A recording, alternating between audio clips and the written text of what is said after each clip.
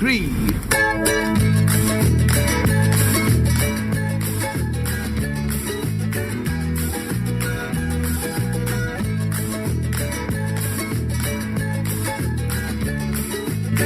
Hey, and good morning. Whoops. Welcome to the Fix It Show, coming to you from the palatial studios of KBF Radio 88.3. I'm trying to turn it up. Can you hear me now? We're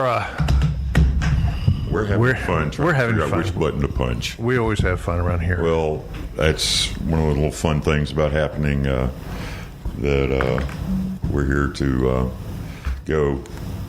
We're still trying to figure out how to get all this stuff put back into one piece instead of the 5 pieces. I think they have a solution, if I understand it right. They're working on something. I can hope. I think that's before John got sick. So right. We'll see. Hey, welcome to the Fix It Show. We're coming to you from the palatial studios of KBF Radio. This is the Voice of the People, 88.3.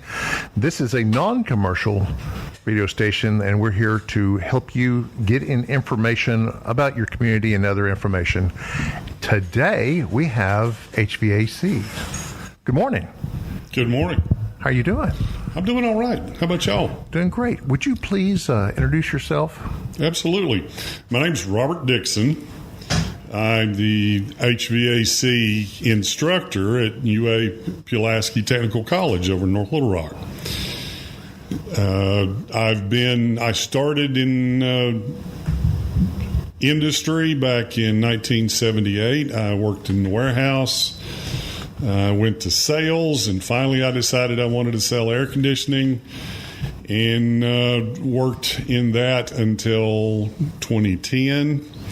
And then I took a little bit of a grant to come to UA-PTC as an energy efficiency and weatherization instructor. And then about 4 years ago, I became the HVAC instructor for all the equipment that's out there. Everything that makes cool, I teach.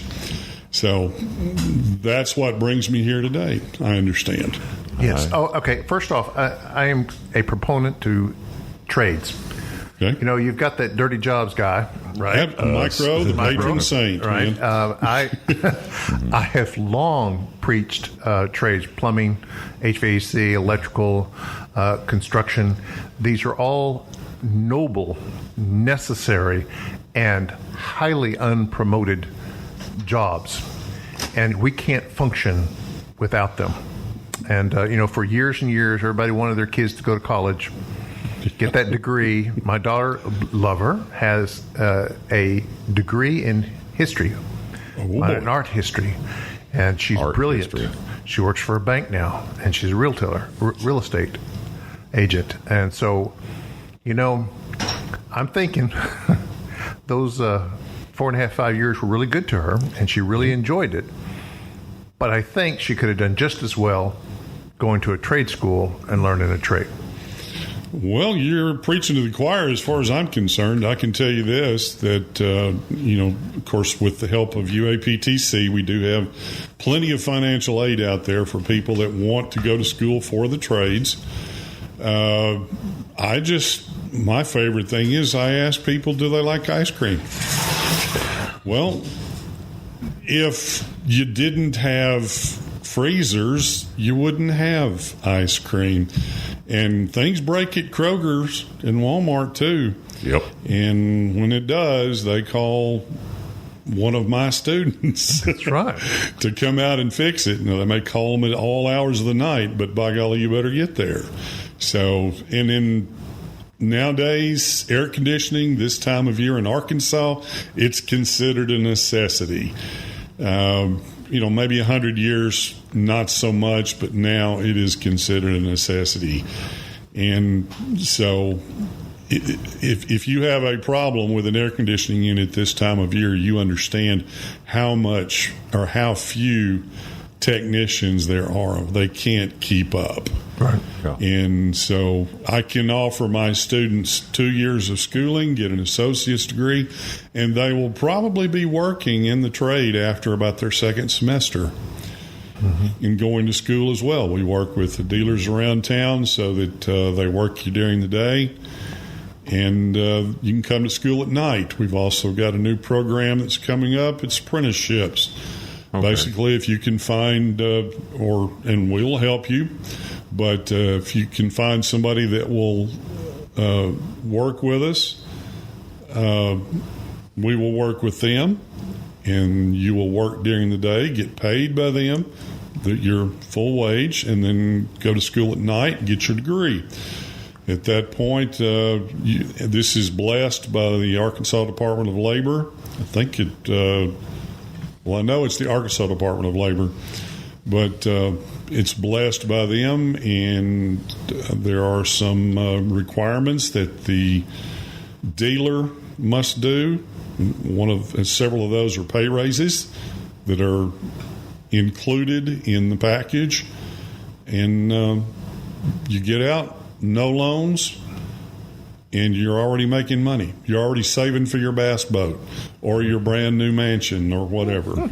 So it's very easy to do. I try to tell people the mansion's not necessarily the end goal, but a nicer house would be nice. Yeah. So. Well, and people's definition of mansion's different too. Yeah. So. Yeah. Are you Trump or are you me? My mansion is like a 30 by 30, maybe. Yeah, well, no, I'm not far from that. My mansion is over in Sherwood, and it's it keeps me dry, and it keeps me warm in the winter and cool in the summer. Well, now, I'm going to say this. I've had a high-pressure boiler operator's license since back in, let me see. Well, technically, I trained in the Navy, and we were running a 1,200-pound plant. That's the best. 1,200? 12. What kind of piping do you have to do 1,200 psi? Inconel. Not 1,200 psi. He's talking about the output. No, I'm talking about 1,200 psi. Oh, okay. I'm sorry. Yeah. But, yeah. Well, nuclear plants are bad about that. And I'm not an expert on nuclear plants, but, they circulate water. Well, the hot water at the liquid water was sitting there about 1,100 and something degrees. Yeah. Wow. If there's a leak on that, you don't have to worry about it. You stick your finger up next to it, it'll cut it off. Right. Well, and cauterize the wound at the same time. It cuts the broom handle, and you get about 2 breaths, and then you're dead. Yeah, that's because you're cooked.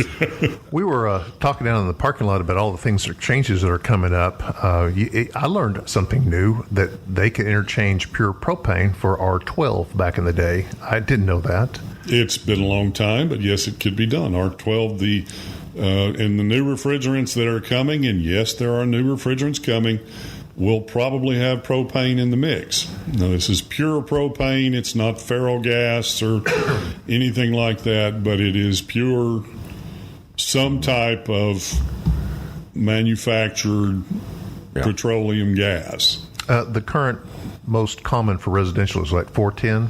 410A. 410A, okay. Right. R410A, you can always tell it if your unit has a pink sticker on the outside. That's a dead giveaway unless the sun has washed it out. But read the rating plate. Yeah. Very important to read the rating plate. And there are still a lot of R22 units out there. Problem is, if one of those R22 units goes down, they are at the least expensive to repair, but you cannot just drop 410A into them and make them work. We're talking about different chemicals. Different oils. They work the same, but their weights are different and things. And they don't like each other. They don't like each other at all.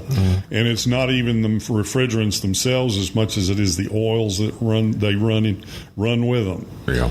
And so you can't just vacuum it down. You actually have to flush the system out. You do. Okay. It's economically unfeasible to take an R22 system and try to convert it to 410 on a house. Back when I was interested in getting a HVAC license, or at least a Freon license, there were the test. One of the most remarkable things was the first question on the test was, how many molecules does one fluorocarbon kill of ozone? and it was astronomical. It is. People don't think about it. It's a cascading effect. Now I teach it. Let's see. You're quizzing me, and I bet you're hoping I can remember. I'm thinking it's 120,000 molecules. Yes, one chlorine molecule. Chlorine, as far as ozone depletion is concerned, chlorine was the bad guy. And R22, the old R12s, things like that had a chlorine molecule. And when that chlorine molecule would break apart and become its own little critter up there in the upper atmosphere, it would break apart ozone. I call ozone an unhappy molecule.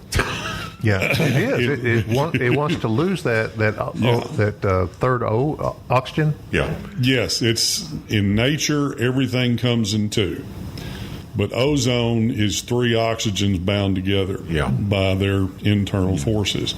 Chlorine would come along and would steal those electrons, third oxygen molecule, and form chlorine monoxide, which doesn't block UV rays.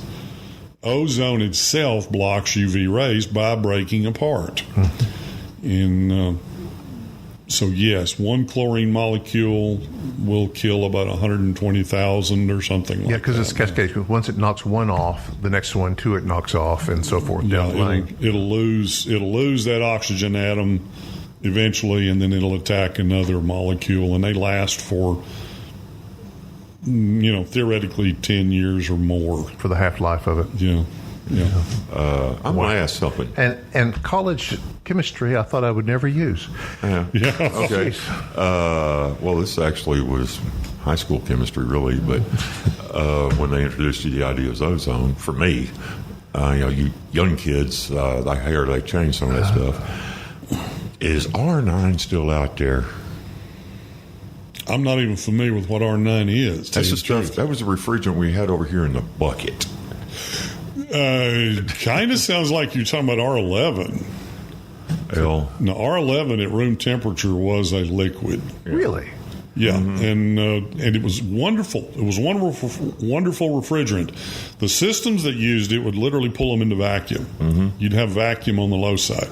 But what residential and other people would use it for. Well, this was a commercial establishment. Okay, what a lot of times we'd use it for, which is why they had to ban it, is if we had a compressor burnout or something like that, a major problem with a system, we would flush it with R11. But then what would we do? We would probably blow that into the atmosphere. And it had chlorine in it. Yeah. So when they outlawed that in 92... it's been a while. It's been a while. In the 80s the Arkless, people don't realize that natural gas was also one time used as a refrigerant for the Arkless of L's. But they don't understand the idea that it was, boiling off and then cooling. Well, it was ammonia bromide. Yeah. It was bromide and some other things. It wasn't R like we look at it. But I had one of those systems one time, and I don't anymore. Glad of it. Thank God I'm not working at that hotel anymore. So you mentioned to me also that ammonia was a good refrigerant. Chances are all frozen foods at one time is frozen with ammonia. Really? Yes, ammonia. Benny Keith, maybe I shouldn't mention brand names, but several places out there. There's tons. They've got a brand new place by the airport. Yeah, they've got a brand new place out on Highway 70. If you'll notice, there's a nice orange wind sock on top of their warehouse. There's no airport anywhere near. Well, okay, kind of the Bill and Hillary, but still. That's not to help planes land. That is... You answered a question that I've had in my mind for 20 years, because every time I drive Interstate 30 from one store to the other, there's a ice cream plant, I'm not going to say their name, over the right side with an orange sock out the side of it. And I thought, well, there's no place for a helicopter to land around here. Why do they have that? They're cooled. They're a really dark, I'm sorry, that's not the appropriate word, really deep, cool warehouse. They're probably minus 10 or even less. Wow. And they are cool with ammonia. And if something should happen and that ammonia should break or a leak in the line, that sock is to tell everybody, Who's downstream? Get out of the way. Oh, wow.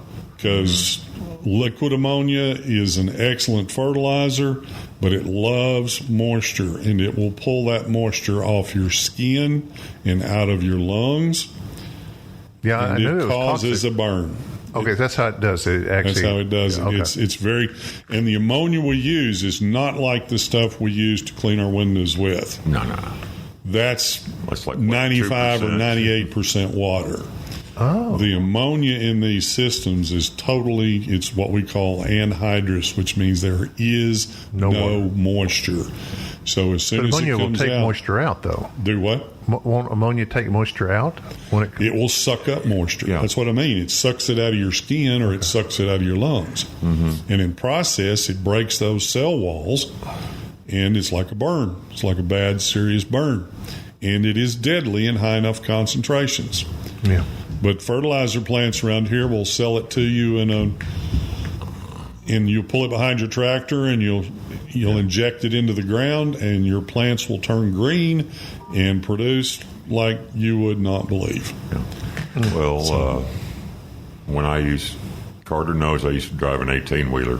Yeah. I carried the liquid tanks, Yeah. nasties, and we had to go through a 2-week class just to get into 3 plants that did anhydrous.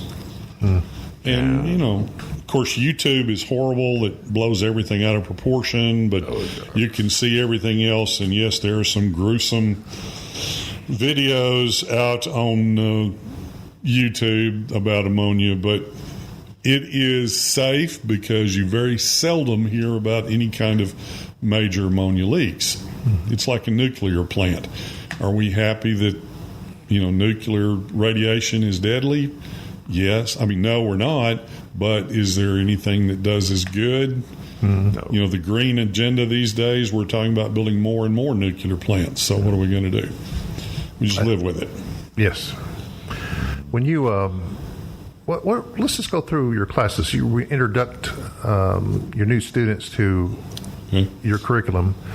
What's the first few things? I know you go through the different types of refrigeration, but what else do you teach them? Okay, the first thing we start them off with is I teach them what a BTU is. British thermal units. British thermal unit. 1 ounce of water, 1 degree change. Is that? You're 16 ounces off. Oh, okay. 1 pound.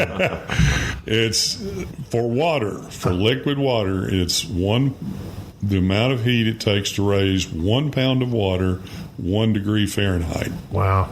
And that's what an air conditioning contractor really sells is BTUs. And we move BTUs. We don't make BTUs. We move BTUs. You take them out of the house or put them in the house, depending on which cycle. The mechanical refrigeration, here again, I'll give you a nice highbrow definition for, yes, I'm cool inside and it's hot outside. Mechanical refrigeration, we absorb BTUs on the inside of the structure and we reject them outside into the atmosphere in the middle of August when it's 105 because really nobody cares. It's physics, heat goes to cold. Heat goes to cold. No matter what. Second law of thermodynamics. It works that way. It don't work any other way. Okay. So in the stages of a heat pump, let's just keep it. Oh, you're going to get tough to start off with. I would never do that to you. So, okay, let's just keep it. All right, let's keep the heat pump out. Let's just do air conditioners. Okay. The parts of air conditioners: condenser, compressor, evaporator, and some sort of orifice to regulate the flow and expand the gas. Generally, we call that a metering device, and that can be 4 or 5 different things. And, we have new things coming on the market all the time for that. But, yes, you've got something to pump up the pressure, and you've got you might consider it a carburetor or a hole in the wall or whatever. But we build up the pressure, and then we relieve that pressure through the metering device. And, you take a can of paint or a can of the propellant that you use to clean your keyboard and you hold the button down, the can gets cold. It's exactly what happens to the in the evaporator. It gets cold, and as you blow the warm air from inside the house over the evaporator coil, it absorbs those BTUs into the refrigerant. Heat goes to cold. Heat goes to cold. We recirculate the refrigerant back to the compressor, where we change those physical parameters. We compress it. We build up pressure, and as we do, we build up the temperature until we send it outside to the condensing section. And by then, it's hotter. The refrigerant gas itself is hotter than the air surrounding it, and so it once again gives up its heat to the surrounding air, and then it just goes back and does it over and over and over again. And the difference with that between the air conditioner and a heat pump is there is a switch and a valve. Exactly. Two things. There's the reversing valve, and there's defrost control. Okay, that's what went out on mine back in 92. Well, was it a circuit board or a clock timer? 92, it was probably a clock timer. Yeah. Well, it iced up out there on the outside. Yeah, and it was a ball of ice. Oh, big time. Yeah, that's it. I mean, here again, heat goes from hot to cold. So that means and what a heat pump does is it absorbs heat from outside into the refrigerant. And you get a misty and then circulates day that day. To the inside. Well, if it's 32 degrees outside, or let's say it's 30 degrees outside, there's not as much heat, but there is some heat.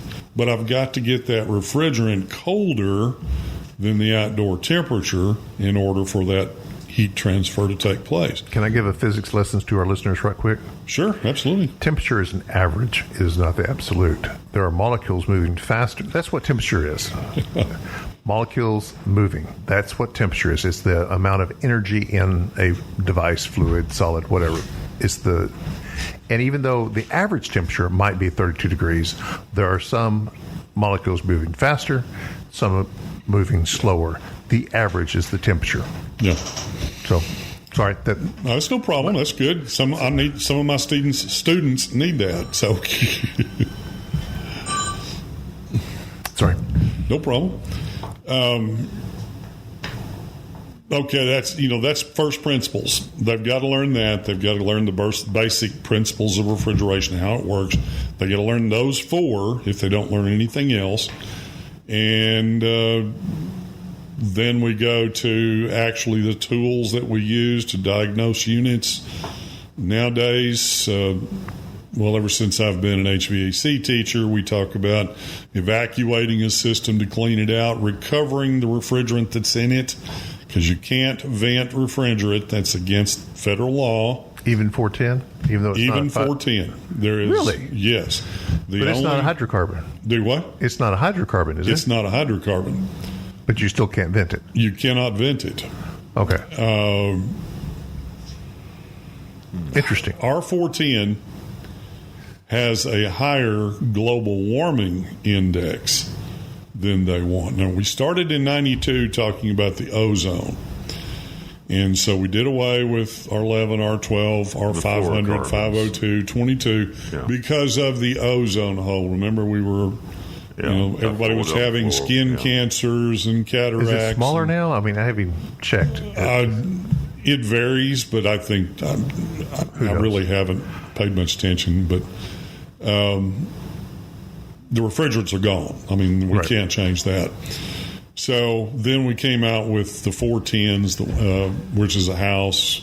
134A for cars and your refrigerators.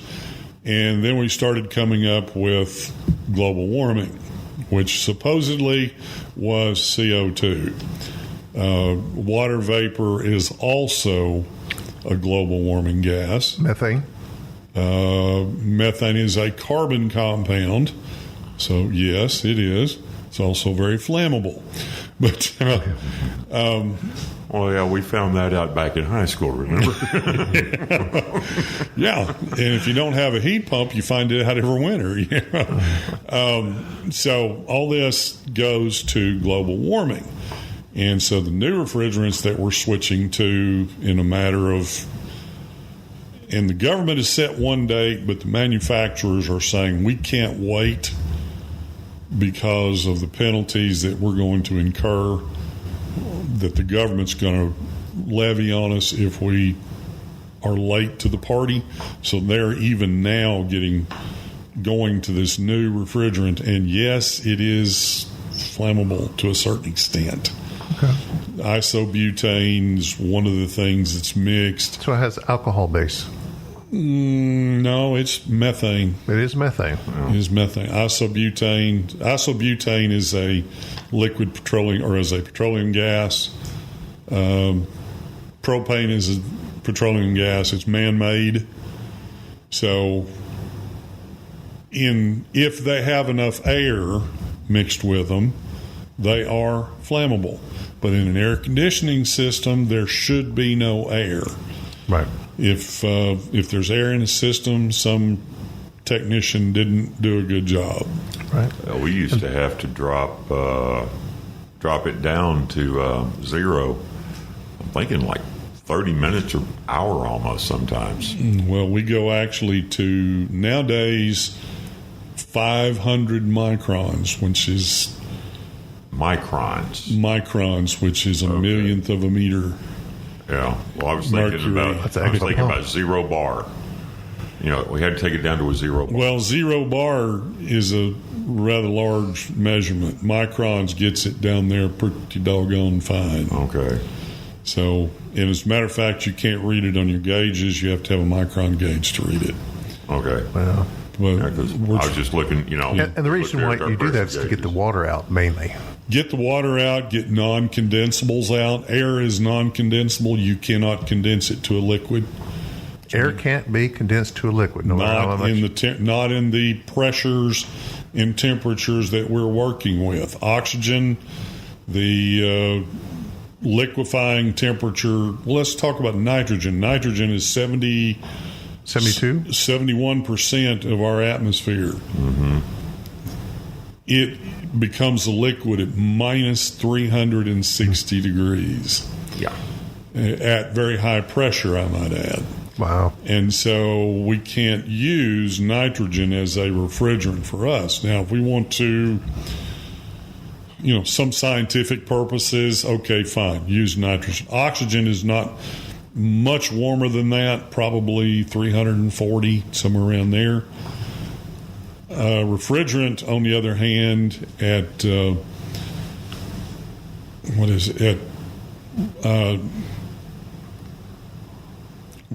at normal atmospheric pressure, boiling point is minus 40 degrees Fahrenheit. Okay. And so we can use that. We can raise the pressure a little bit. We can use that. We have to evaporate it in order to absorb it to use. So we can bring it up. We can change the pressure. We can do these things, and we can make air conditioning out of it. We can't do it only in very extreme cases with nitrogen, oxygen, and the other stuff in the air. So we evacuate in order to get the moisture, the water vapor, because liquid moisture is terrible to get out of a system, and any non-condensables, which is nitrogen, oxygen, any components of air that are in the system. So if you bring a system down with a vacuum, you're going to boil off any water that's in it. That's correct, but it takes a long time if you have liquid water. Really? Yeah, because the liquid water will expand greatly, 60,000 times. Wow. In order to get it down to the So vapors. that's how you would know if you have water in your system. You'd vacuum it down and your pressure would come back up. Yes, exactly. Okay. It's not a leak. It's the pressure. Because I've seen this before. Yes. I've seen vacuuming down, so let it sit, and the pressure come back up. Yeah. That's it. That's the way you tell. Vacuum pumps are, you can tell if you've got a leak but you can't find the leak with the vacuum pump. But you can tell if you got moisture. Right. So, all right. So, okay. Well, we're into that. Next thing you're going to teach them about is load. What kind of, how much tonnage you want to move on those BTUs between cooling. And that gets complicated. Do you talk about the formulas for windows versus square footage versus, you do all that? oh, absolutely. So you have there is a mathematical formula that you go about how thick are your walls, what kind of insulation, what's your square foot, what's your height of your room, and your square foot of doors and windows. Am I missed something? No, you're right on.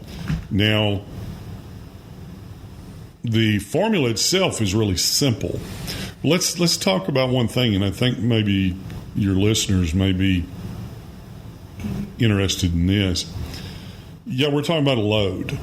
What are we talking about when we're talking about load? Well, how many BTUs are we going to have to move out of a structure to keep that structure comfortable for the people inside of it on an August day, 105 degrees?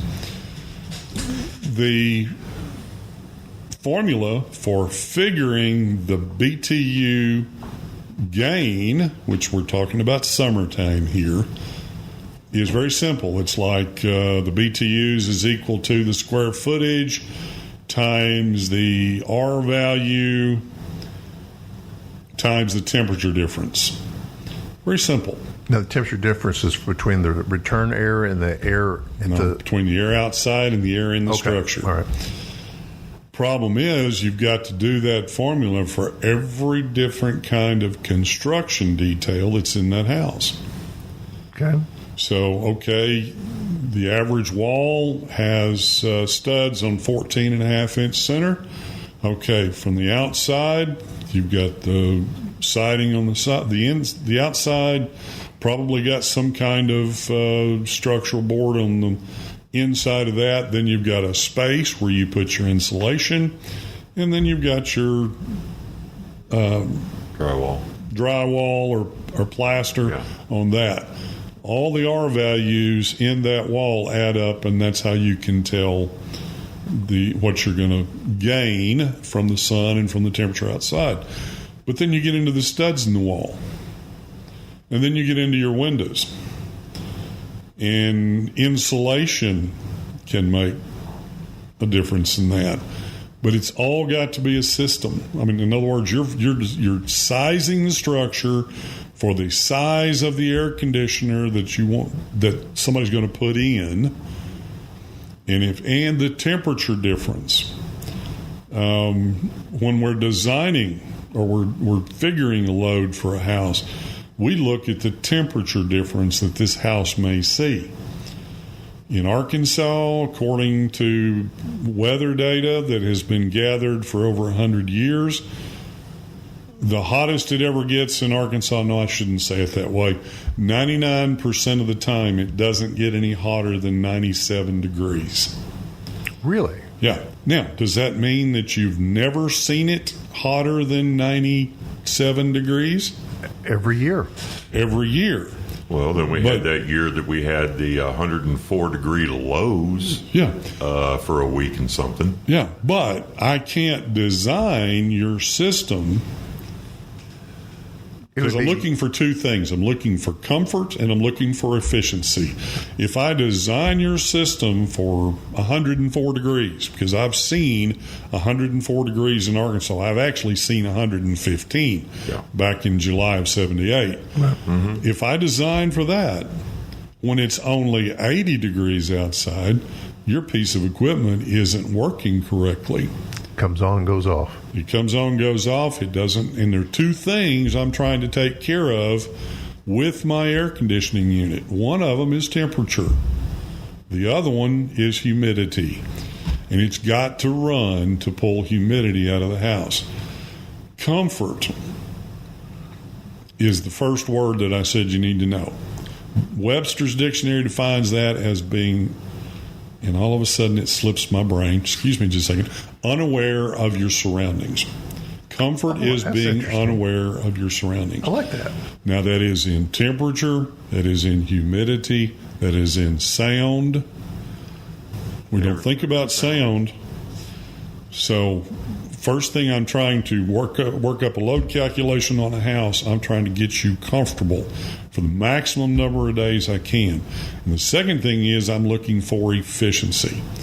Because the largest, bar none, the largest use of energy in any home is the air conditioning unit. I can go buy the most efficient unit out there, but it is still a net energy user. If I want to save people on their utility bills, the best savings I can offer is to air seal the house and to insulate the house as best I can. Right.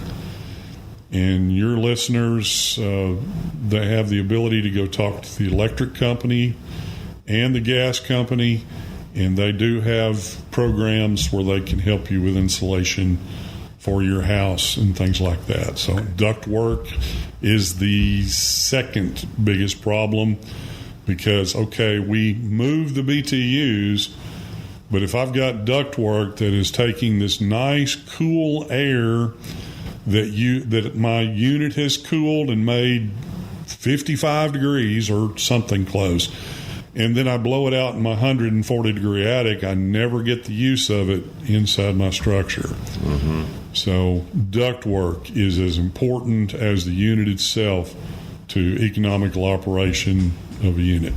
There's actually another art form to that in moving things. Yes, there is. In a minute, I would like to talk about the different types of attenuators and things like that. Okay. Give me a second. We have to do a little business here. If I can bring this up. Right back. Severe flooding from recent hurricanes and other storms has left hundreds of thousands of cars, trucks, and other vehicles unsafe to drive. Flooded vehicles are supposed to be dismantled for usable parts or crushed for scrap, and a flood title should be issued to that car. But some shady dealers will buy a flooded vehicle, clean it up, and get it retitled with no indication it was flooded. Or uninsured cars will be cleaned up by the owner and sold online, also with no warning to the buyer. If the price is too good to be true, it probably is. Make sure to check for flood damage and have a qualified mechanic inspect the vehicle before you write a check. The free VIN check service from the National Insurance Crime Bureau is a good place to start. Head over to nicb.org to check it out. To report fraud, call us at 1-800-TEL-NICB. This is a public service message from the National Insurance Crime Bureau. Hi, I'm Dr. Shelley Flakes with today's tip for kids from the American Academy of Pediatrics. Children can die from heat stroke after being mistakenly left in a car. This sometimes happens when there's a change in routine. Make it a habit to put your phone or bag in the back seat next to your baby. Ask your caregiver to always call if your child doesn't arrive as expected, and lock your car when it's parked. If you see a child alone in a car, call 911. For more on child safety, talk with your pediatrician or visit healthychildren.org. And we're back. Okay, we're going down the rabbit hole here if only y'all could hear what goes on in here. So, yes, I would prefer metal roofs too, but we were just talking about types of roofs, and I would love a metal roof too, but I can't afford it either. Yeah. I couldn't afford the architectural. I just re-roofed my house last year. Yeah. Mm-hmm. And I had to go back with 3-tab because it was half the cost of architectural. Yeah. And, I guess if you're paying someone to do it, it doesn't matter because you're going to pay it regardless. But when you're doing it yourself, boy, you look at everything. Have to. Yeah. When you're sizing the house, you want to make sure that the air conditioning unit, especially the air conditioning unit, is not oversized because it won't run long enough to condense the water in the A-coil. Is that correct? Won't condense the water out of the house onto the A-coil. Okay, I'm sorry. Yeah. Figure of speech. We're worried about the house. The A-coil is going to do what it's going to do. Manufacturers designed a certain amount of dehumidification into that system. but it's got to run long enough in order to do the job you need for the house. That's why oversizing a unit doesn't work. It just literally, now it may bring the temperature down. It's going to satisfy the stat. You can set it on 65 and it'll bring it down to 65, and you're sitting there in your easy chair, and as soon as you move just a little bit, your easy chair sticks to you, and your T-shirts just... We've got a 65-degree temperature with an 85-degree or 85% humidity. Yes, there's a very small area of temperature and humidity where the human body is comfortable, and 80% relative humidity is not it.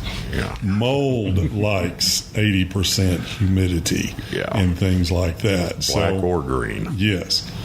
If I were going to do anything, I would undersize. Now, It would run longer.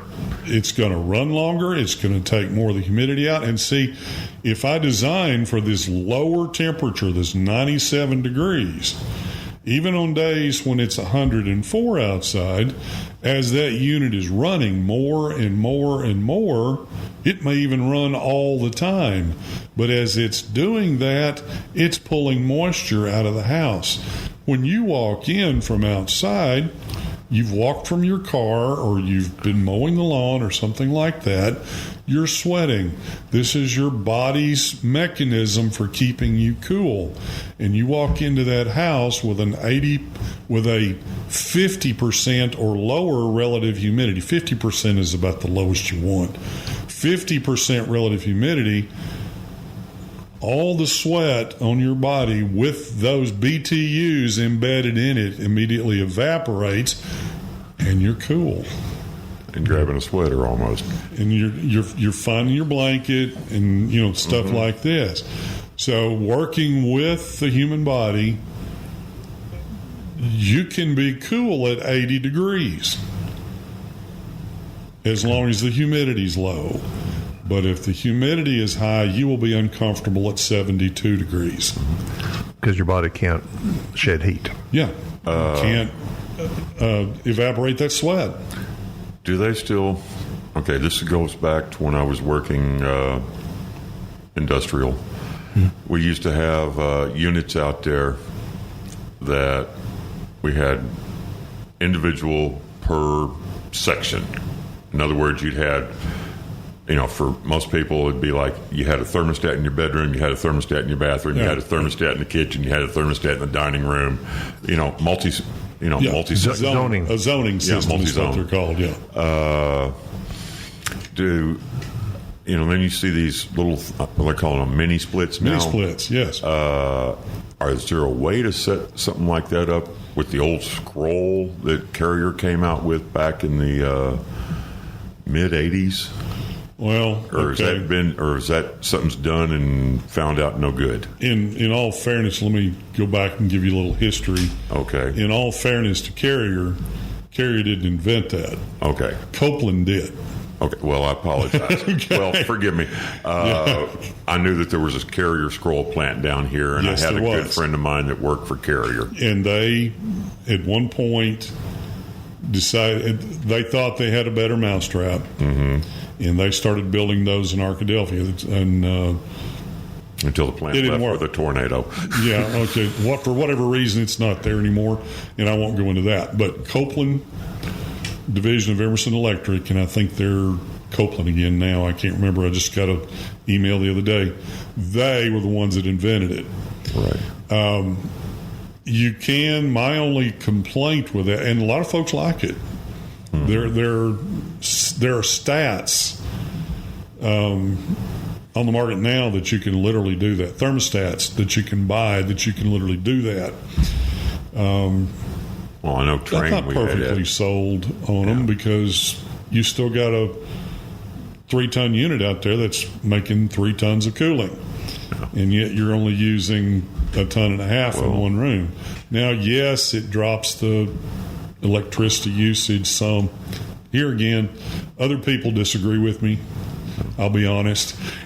Well, I know when they came over, when we had that unit there at the state, I think it was, if I remember correctly, it was a 4060 or a 3070, something like that, run for it. Yeah. And then you throw in both of them for the 100%. Yeah, well, there are two, and that's big units. They can have multiple compressors. Yeah. And so you just run one compressor until you need both of them. Well, that's come to residential. Really? Yes, there are 2-speed residential units, and some infinitely variable. Ooh, that's They even can better. run down to almost nothing and then run up to their rated capacity. That's good to hear. Yeah. Put that With enough money, you can do anything. Yeah. So, We're not going to talk about Mr. Ford up there. When I guess the correct term when it comes off the air conditioning unit is called a plenum. plenum. Yep. Plenum. So the plenum is sized for the airflow of the unit, how much cubic feet per minute it can produce. Okay. And after that, you transfer. have Transfer, not produce. Okay, so when you have the run coming off and you have branches coming off of it, you're basically pressurizing that tube. So then you have branches going off, and they have these motorized vent servos that can now change. So if you wanted to put and run one unit and put different thermostats, the thermostat is actually controlling the valve on the individual branches. That's right. And then your unit will run, Right. but you can control the temperature in each one. And that would be for like a large house that has a lot of different zones. A small Can house be. small house wouldn't benefit from that. You know, I don't think so. Small unit, the smaller the unit, the less return on investment you're going to see, because a small unit just doesn't draw that much electricity. Okay. Larger unit, okay, yeah, it's probably going to help you. With these mini splits, Very efficient, by the way. I see what do you call the SEER? SEER rating, yes. Yes, that's higher than the normal conventional outside unit. Yes, it is. Okay. For most of them. Now, they're coming out with multiple heads on those. In other words, you'll have a large 3-ton or 5-ton unit outside, and then you'll have 3 heads, each one of them 1.5 tons or something like that. And they're each remote controlled by a little thing that you put on your bedside table. And okay, I want to run it down. I want to go to sleep. So, and it'll draw that one down. It'll run that head. The other 2 are sitting there. Now, the second part to that puzzle is the system itself slows down so that it's not using as much energy as Newer the units way use we variable used to do speed it. circulating fans. They Right. have okay. Variable speed circulating fans, variable speed compressors, variable speed metering devices, because we do reduce the flow of refrigerant because we're only sending it to 1, not 3. So it's all got to be brought together, controlled, and they are extremely efficient. And because of the way they're designed, they have full capacity down to a very cold temperature, which normal air source heat pumps, they don't. They have their full capacity or a good capacity down to about 47 or so. Then you have to start adding some type of auxiliary heat to make them work. Okay. Can I tell them about my experiment in home building? Okay, here you go. You're driving the board, sir. Okay, and this is now 30-year-old history, so it doesn't matter. But I built a house out in West Pulaski County 35 years ago, and I was notoriously out of electricity. I was on the end of a run, Right. and I was out of power half that first couple of years. You know, I can guarantee I can come home and not have power for 2 days, and energy is going to get right. Well, back then it was AP&L. We'll get right on it. And I would see them in But 3 you're or at 4 the end days. of the line. Yes. So, and any storm happened, and anywhere between me and ever, but that doesn't happen anymore. But back then, I wanted something efficient. I needed a fireplace, and I wanted a furnace, and I wanted to be able to run that sucker off a generator. Okay. Okay, so But you can run a fireplace off a generator. Actually, you don't even need a I'm generator to talking run about the the squirrel fireplace. cage on my propane furnace. So I got me a heat pump with a gas fireplace and a fossil fuel kit.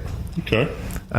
You're the first person to actually even know what I'm talking about here. So, I'm very familiar with them. so that's what I still have it, but I don't use it that much anymore because I'm never out of power. And the only time I need to use my furnace is when it gets down below freezing. That's exactly right. Because I have a really efficient now. It's a newer unit, and it's good down to, I would say, 30 degrees. It will actually produce heat. Right. Not efficiently, and it will ice up a little. Yeah, I mean, it's as efficient as you're going to get. Right. Now, heat pumps in their element, they're Arkansas, never going it's to be not- as efficient as gas, but they are better than straight resistance heat. Right. Arkansas is not an ideal place for heat pumps. No. It really isn't. It works great in the summer and at 90% of the time, but once you get below freezing, they suck. But you know that they use heat pumps in Canada. Why is that? I mean, would they have an alternative heat source, or is it just made differently? I think it's alternative heat source myself. I've never been to Canada. Okay. But now Texas, Florida, that's a big heat pump country. Mm-hmm. Yes, that's great because it never gets that cold. Or when it does, just a few days of electric strips and you're done. Hey, I have been in Houston when there was a half inch of ice on I-10. Yeah, it works. But yeah, exactly. But they are more efficient than standard electric heat. So I'll leave it at that. But yeah, I mean, you have a very good system. The heat pump works down to the point where it can't do what it needs to do. And then you shut it down and fire up the furnace. The It furnace actually does it. It does it automatically. Actually, Yeah, it does. There's a thermostat outside that will switch it. Yeah. I don't let it do it anymore because I don't have the big propane tank anymore. Oh, okay. I have little 100-pounders Yeah. that I take in because I just don't use enough propane to justify it. So I don't want that sucker to run when I don't want it to. Okay. But That's great, and that's why they designed them. Yeah. Because the heat pump, the air heat pumps that we've used for years would lose their capacity down at low temperatures. Right. And so you either had to have the electric backup, or you could use what we call a dual fuel and hook up a propane furnace to it or a gas furnace to it. And of course, the thing about it is, if you've got a 100,000 BTU gas furnace sitting there in your closet, Yeah. I think it's and the 85, heat but pump, yes. the load you need, the heat pumps is well, let's scratch that for just a second. That 100,000 BTU furnace is good down to 22 degrees or even less. It's going to warm that house. But at 60 degrees outside, you don't need that 100,000 furnace. Right. You just need a little bit of heat. So that's when the heat pump is in its element, when it's going to do the best job for 57 you. degrees. As the temperature outside drops, the heat pump capacity is going to drop. Then the gas furnace, or at some point, okay, it won't do the job. Rather than keep it running, shut it down, run the gas furnace because it's got the BTU capacity. Right. Take care of it. These new mini splits, they've come up with technology that the heat pump will run at its maximum rated capacity down below 0 degrees. Fahrenheit. Wow. Fahrenheit. Yeah. Yes. I've seen that. I just don't believe it because it's just I can't imagine being able to pull BTUs out of. Yeah, I can, but that's because of all the training I've See, had. the outside units that are more efficient are bigger. Have you noticed that the outside units are getting taller and bigger and Yeah. and that's larger surface area. that's the whole point of making it efficient so that Carter, they have think more. about it. When we went from R12 to 134 alpha, how big did the condenser on your car go? Yeah. It went double. These mini splits cheat, I should say. They have discovered that, okay, I'm starting to work my heat pump harder at lower temperatures to still get my capacity. As I spin that multi-speed or infinitely variable speed compressor up, it starts getting hotter. Yeah. They use that heat. And at 6,000 RPMs, which is what I've heard is the maximum RPMs of those compressors, they are boiling hot. The refrigerant's flowing over them, and that's where the refrigerant's getting the heat. So they're also cooling the motor at the same time. And that's an idea. That's brilliant, actually. It works. Explains. Yes, it absolutely works. And I'm a gas man. I believe in natural gas. At one point, I thought about putting a mini split in my house a couple of years ago when I changed out my system. Came to my senses. No, that's not it. No, I just like gas. Okay. Because it's a warmer heat, and I'm used to it. So. Well, that's always been the thing about but you're air, hooked up to a system. Even the resistance strips, it came in, it's like when it comes out of the blower, well, it's not hot. Yeah. And that's the biggest complaint people have is heat pumps don't feel hot on them. Right. But it's the thermal mass that you're trying to heat. Well, your thermostat is set at 78 degrees. Mm-hmm. The air coming out of the ducts is 98 on a heat pump. To anything on the human body, 98.6 or below is cold. Yeah. So, drafty. Mm-hmm. If it's drafty or something like that, then absolutely you're going to feel cold. Right. But it will satisfy the thermostat. I got so many more things I want to cover. I'm sorry. Okay, that's fine. Go ahead. Difference between high pressure system versus low pressure system, like when they go through the mini ductwork versus the regular style ductwork, like the little 2-inch high pressure. Oh, okay. What do they call those things? I'm familiar with those. I've never seen one of them sit in, but if usually northeast corridors and stuff where have those. The problem I find with them, they make noise. Yes, they do. But they have noise attenuators. I guess the grill in the wall is a noise attenuator. Okay. And yes, they're about that big. They're even used in Arkansas on houses that are historical houses. Because they can't put a big old ductwork. Because they can't put ductwork and they can't put any grill that doesn't look like what was originally in there.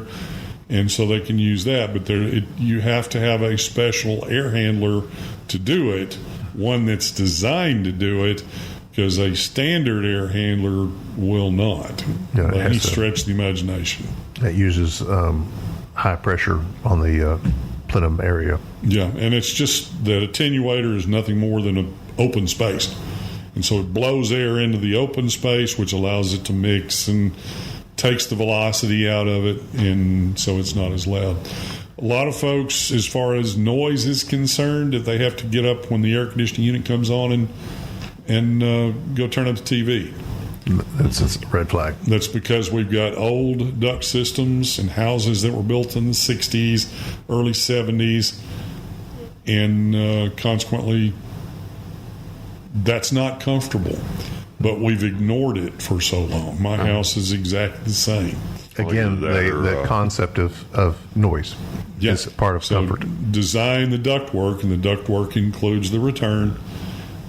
Is there a formula also? There's a formula also for the amount of area of return before you have to have multiple returns, right? Yes. So how many square feet can a return handle? And we don't go by square feet. We size. We go by cubic feet per minute. Okay. Like a 3-ton unit should have about 1,200 cubic feet per minute flowing through the system. That's the way we distribute the BTUs. Well, if we send it out, we got to bring it back. And so the filter grill or the filter or just the grill sometimes has to be big enough to flow that amount of air at about 300 cubic feet per minute. Okay. Any more than that, the grill is loud or it whistles at you, or your air filter is not efficient. It won't pick up junk. Well, why is it the attic access always tries to pop down when it starts up? Well, now you're talking about negative pressure in the structure, and that's an entirely different. You got to take that in consideration. But a lot of houses can be negative pressure if you've got a dryer working, or we go back to this duct leakage issue.